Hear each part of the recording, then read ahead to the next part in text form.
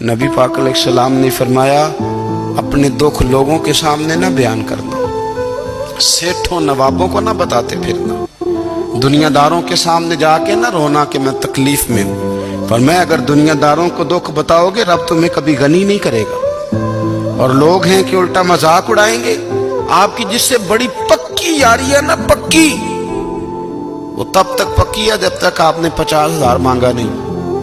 और जिस वक्त आपने कह दिया कि मैं मजबूर हूं मेरी मदद कर, तो फिर खत्म हो गई दोस्ती। लोगों की ताल्लुकात आपके साथ तब तक हैं जब तक आप उनसे कोई जरूरत वाबस्ता नहीं करते।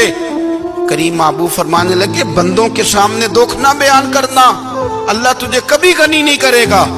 तू अपने दुख अपने रब को बता, तू दुआएं मांग, तू उसकी बारगाह में हाजिर हो, तू उसके हुजूर अर्ज कर।